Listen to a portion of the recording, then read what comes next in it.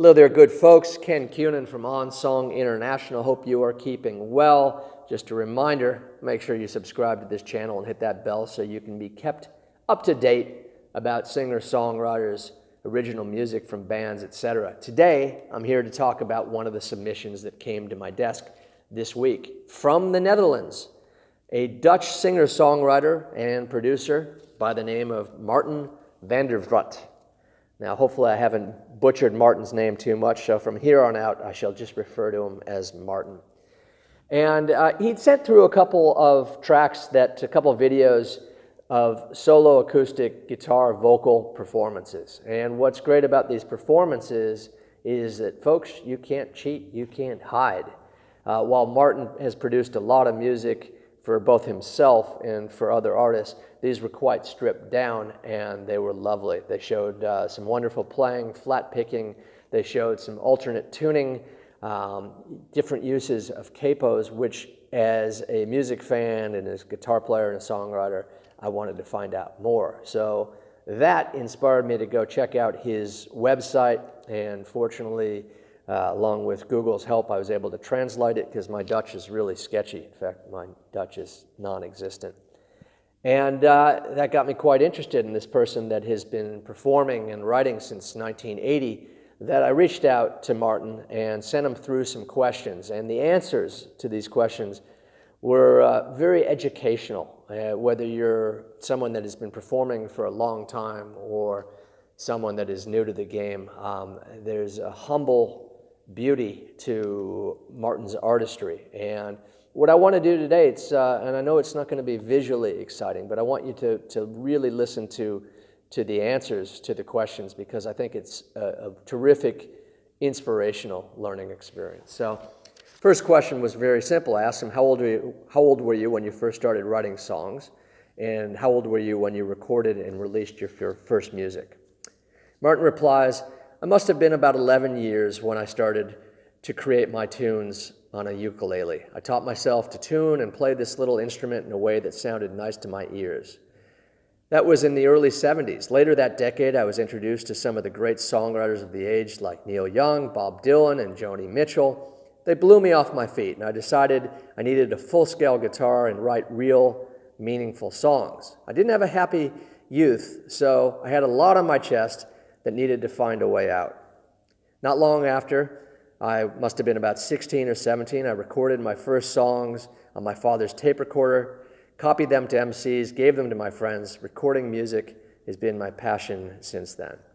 Well, there you go. That's a testament to someone that has found out that they had a little bit of a calling and a passion and have stuck with it. Like many great singer-songwriters, look, they're heroes. Joni Mitchell, Neil Young, Bob Dylan.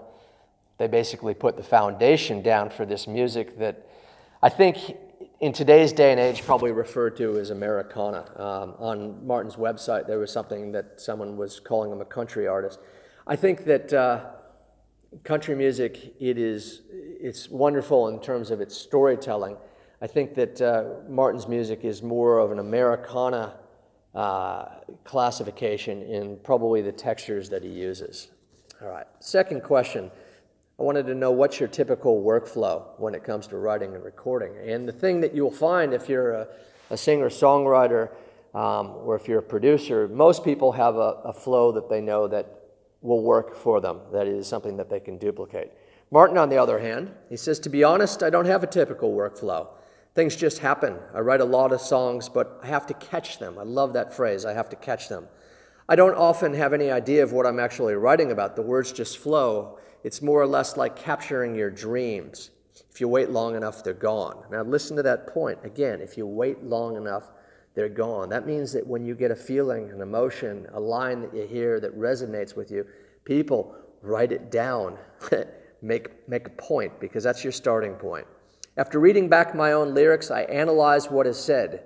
If needed, I adjust the words to make the lyrics stronger or clearer. The chords and melodies come with the words at the same moment.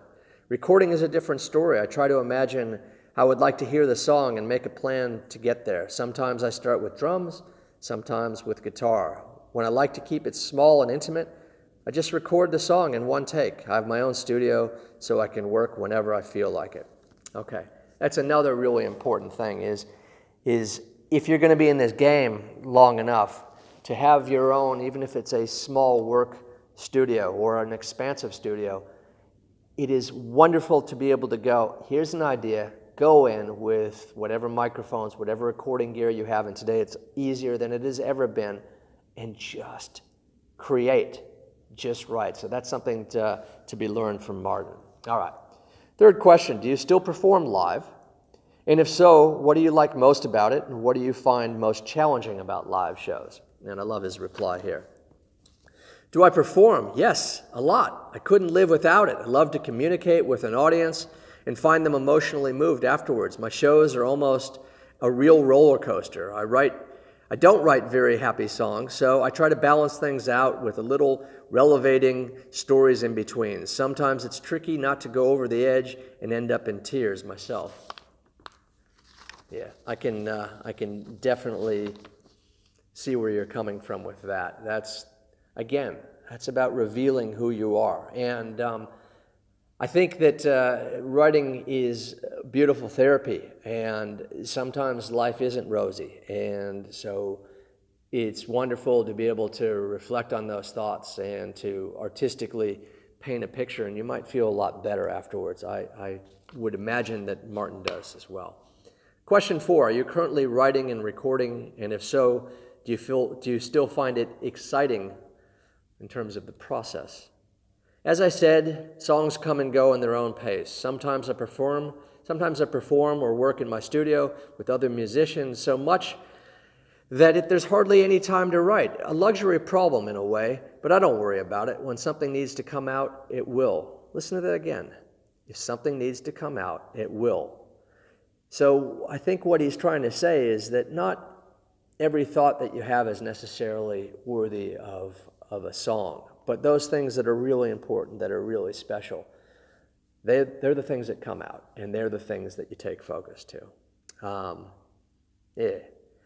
And he loves to be able to work with and produce other artists. That is a fulfilling moment when you realize that not only have you nurtured a certain gift, but you can help others achieve that gift. So he goes on to say, at the moment, I'm finally working on a new album myself. I'm in the mixing and mastering phase. Last year, I needed all my attention and energy to work on albums of some great colleagues. It's extremely satisfying to fulfill someone else's dream and produce beautiful music together. So again, you learn a skill, you have the capacity to help others to achieve a great song, a great record, etc. All right, next question. What advice would you give young aspiring songwriters? Martin's reply, I can be short about that. Don't think that you can conquer the world quickly. Start at your own neighborhood and go from there. Be honest, stay close to yourself, find your own sound, and keep going. Ladies and gentlemen, there's really nothing more to be said about that. It's all there. Don't think that you can conquer the world quickly. It takes time. It's not an overnight sensation. It's about grinding. It's about knowing who you are, being honest. And when he talks about starting your own neighborhood and go from there, that's something that we've been preaching for the last year or two, is your audience, let it start small, but get people to be passionate about you, and you know what's going to happen? They're going to spread the word, and they're going to spread the word. And then your audience, it expands to the next town. We did a video last year called Put the Bong Down, I think it was called. It was about looking at reality. There's a link down below. I want to encourage you to check that out because that will really further drive home the point of what Martin is making. All right, last question. What is the project, song, album that you are most proud of, and do you believe your best work is still ahead? Oh yes, the best has always to come still. Everything you do is just a stepping stone to something better. Life is a learning process. I'm old enough to know that by now. But I think I did a couple of fine things on the way. I'm not going to brag about my own songs or albums I've made through the years, but they're good and I still stand for them. Lately, I've made an album with the very talented Canadian songstress Vrugt. The album is mastered in my studio. It was also mixed and recorded. The whole process touched my heart deeply. It's an amazing, beautiful, and deep document about many years of life on the road by a traveling songwriter. Check her out. She's great. So again, her name is Vrugt Shimoni, and it's Shimoni. That's her last name. Her first name is Vrugt, O-R-I-T. So again, that's the sign of a humble artist who, even in a space where they know they're being interviewed, they take a moment being part of a community and share themselves. And that's what I really find engaging and I find beautiful about Martin and his music. And that's what, as a community here at On Song International, that we're all about. We're all in a community of trying to create honest, soul-enriching music and sharing it. And so today I wanted to take a few moments to share Martin with you. I want you to check out his music. I want you to check out his story. And hopefully you've taken some good tips on board from his experience and his journey that you can put into your own and share with other people. So I want you to have a wonderful week. Have a look below at the PayPal link if it's something that you can contribute to. We very much appreciate. And we will see you real soon. Have a great week. Keep on rocking. Keep on writing. Take care.